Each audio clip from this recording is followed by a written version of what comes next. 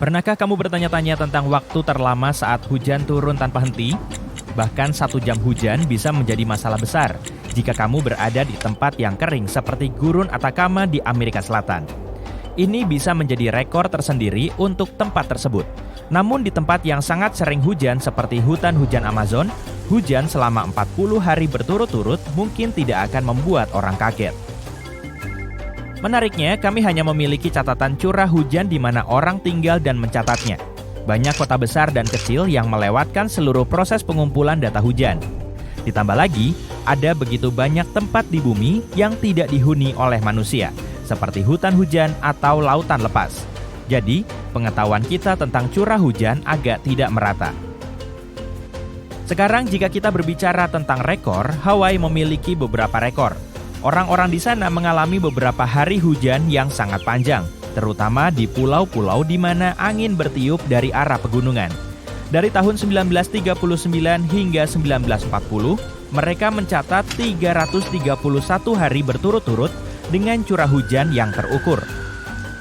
Kalau kamu adalah orang yang suka menonton hujan di rumah dengan secangkir teh, ini mungkin terdengar ideal untukmu.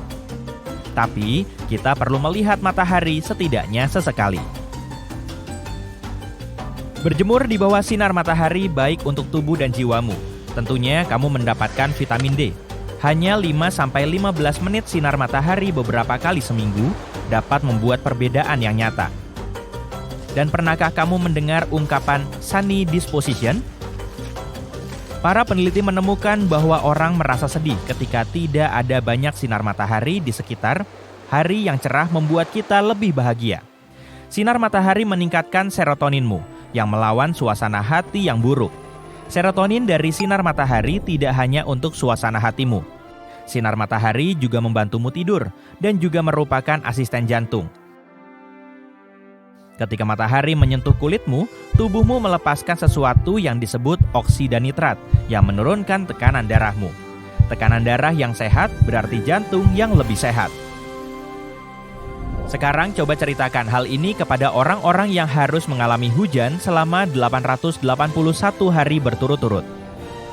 Ya, rekor ini tercipta setelah hujan turun selama hampir 3 tahun penuh. Hal ini terjadi dari tahun 1913 hingga 1916 di Honomumaki, Hawaii. Hujan turun seperti tidak ada hari esok karena wilayah tersebut merupakan hutan hujan tropis. Bagaimana awan membuat hujan? Hujan terjadi ketika udara lembab naik ke langit dan menjadi agak dingin. Saat udara mendingin, molekul uap air yang sangat kecil berkumpul membentuk tetesan super kecil yang terlihat seperti kumpulan awan yang lembut. Nah, di dalam awan ini segalanya menjadi menyenangkan.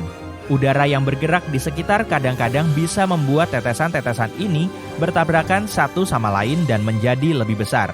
Kemudian, semua itu berubah menjadi kristal es di atas awan di tempat yang dingin. Teman-teman es kecil ini menjadi cukup berat untuk jatuh ke bawah, meleleh menjadi hujan dalam perjalanannya ke tanah. Tidak hanya ada satu jenis hujan. Tetesan hujan bisa datang dari semua jenis badai. Badai petir muncul, membuat percikan dan kemudian hilang. Badai ini dapat mencurahkan banyak sekali hujan dalam waktu singkat. Badai lainnya, seperti badai musim dingin, lebih santai. Badai ini bertahan selama berhari-hari dan menurunkan hujan ringan atau bahkan salju jika cuaca cukup dingin. Biasanya, cuaca berganti-ganti suasana. Ini adalah cara alam untuk menyeimbangkan segala sesuatunya. Setelah cuaca badai, matahari terbit, udara mengering, dan kita bisa menikmati langit yang cerah. Tapi segalanya bisa menjadi menarik kalau kamu berada di lokasi dengan pegunungan di dekat lautan. Ketika udara laut yang lembab menghantam pegunungan, udara tersebut dipaksa untuk mendaki gunung-gunung tersebut, menciptakan curah hujan yang terkadang berlangsung selama berminggu-minggu.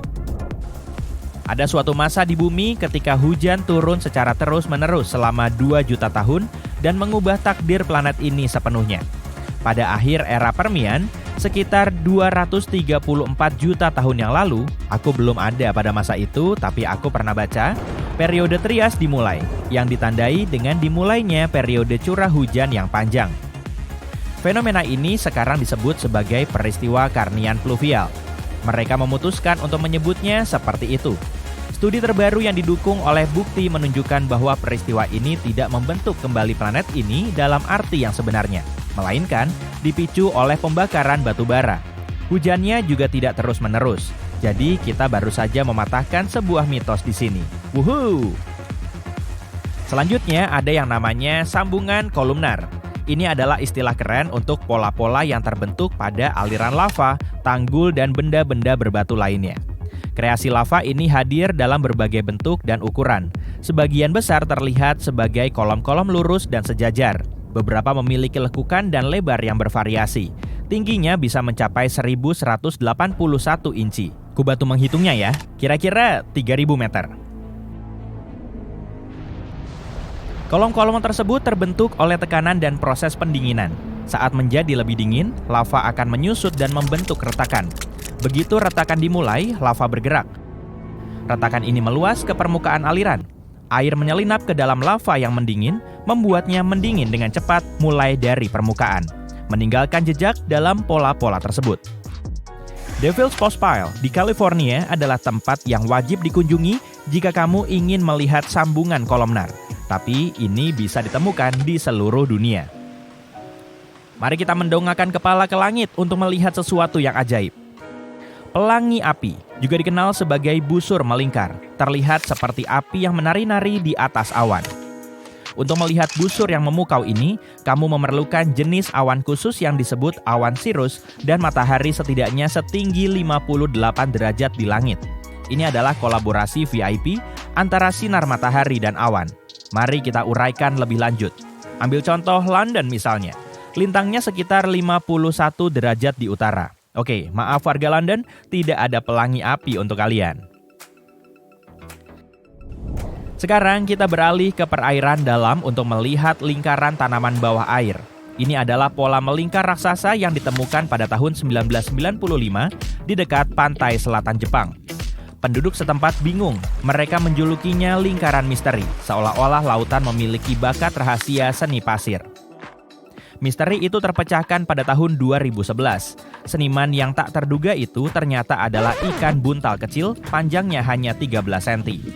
Para peneliti menemukan bahwa ikan buntal jantan sedang menjalankan sebuah misi, menghabiskan 7 hingga 9 hari untuk membangun lingkaran dengan berenang keluar masuk dan menggunakan siripnya untuk mengukir lembah di lantai pasir.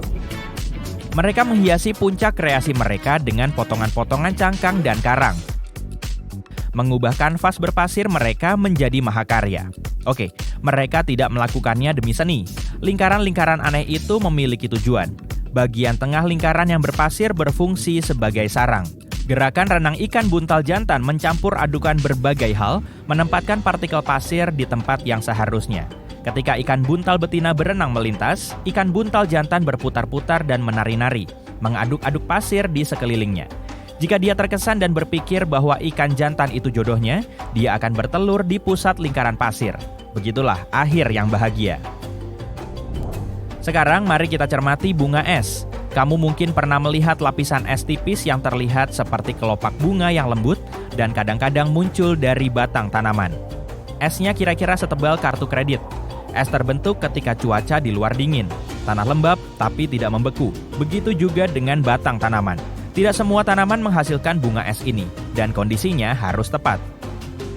Beginilah proses terjadinya. Air di dalam batang tanaman ditarik dari dalam tanah. Ketika membeku, air akan mengembang dan meretakkan batang secara vertikal. Ketika menyentuh udara dingin, air tersebut berubah menjadi es. Semakin banyak air yang ditarik ke atas melalui retakan, semakin banyak pula lapisan es yang sangat tipis.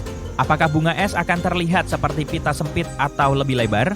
Tergantung pada panjang retakannya.